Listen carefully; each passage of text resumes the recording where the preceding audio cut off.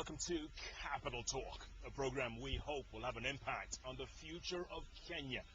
And now, more than ever, I'm Jeff Koinange. Now, all this week, we want to put our focus squarely on homegrown heroes and heroines, but of a different kind. Yes, we did the athletes and the movie stars and the comedians, everybody you could think of, but we didn't think about the academicians. That's right. We want to grow, we want children out there, the young folks, to look up to our heroes. And goodness, what a heroine we have on the bench today. Sit back, because this woman is a scientist. That's right. I tell you, you probably have never heard of Dr. Florence Wambugu. After today, you will, because a few years ago, after getting a PhD at Bath University in the UK, had studied in the States for many years, worked for KARI, Kenya Agricultural Research Institute, for many years, she decided it's time now to put her mind to work. And she came up with a formula called banana tissue culture. That's right, where she came up with a formula to get rid of all the pests and the diseases to ensure that farmers' crops grow and they produce more and they make more money. People living on $1 a day then are now living on $5, $10 a day, which makes a whole difference. She did this out of her mind, going into the lab, coming up with this formula. She's won a whole bunch of awards for it, and she's written some books. In particular, this one which you need to know about, called Modifying Africa. That's right.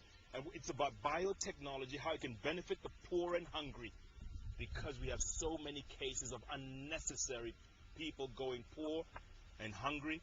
She's changing our entire lifestyle through science. She's a scientist, and on the bench today, we're talking bananas. We're going bananas all this day because Dr. Florence Wambugu has revolutionized this crop. Dr. Wambugu, goodness, what a story. Thank you. What a story.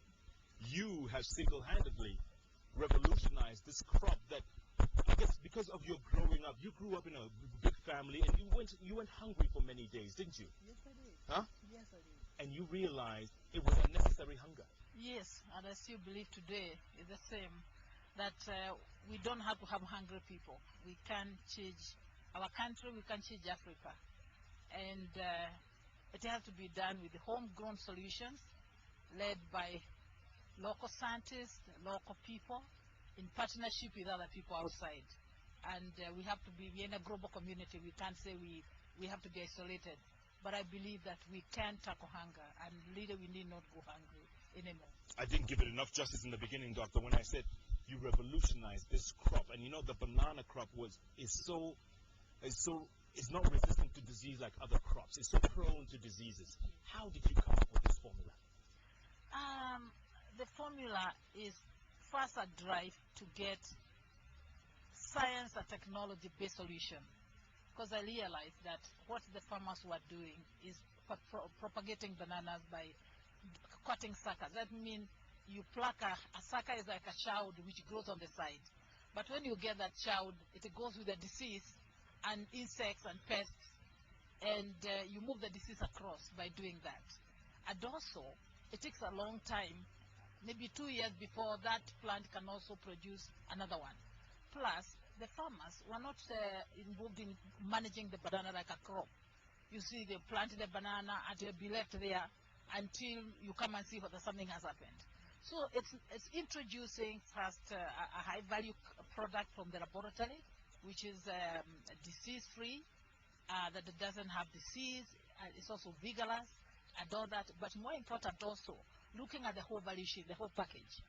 And I call it the whole package because what we have done in Africa Harvest, and that's the contribution we can really do, is think how can the contribution of science have impact to what the grassroots communities are doing. And so our organization decided to come up with what we call a whole value chain strategy, and looking at the banana holistically, finding out what is the problem. And so we worked with the researchers from Kenya Agriculture Research Institute, looked at the variety farmers are using, the cultural practice, and we realized farmers are having like banana which is 10 kilos after 2 years, and there's only a few of them, and that was not going well. We're really producing very, very little. And by the knowledge that we have acquired over places and over time, we realize we can actually double the production and have the banana become a business, a profitable business. Which you've done. Which we have done. And how many tons are being produced a year now? I think in Kenya now we are producing 1 million tons per year. And definitely before then there was very little banana production. We haven't reached everywhere. Of course, our desire would be to reach the whole of Kenya. And there are still some areas we haven't reached, but where we have reached, we have really made a big impact, a big revolution in the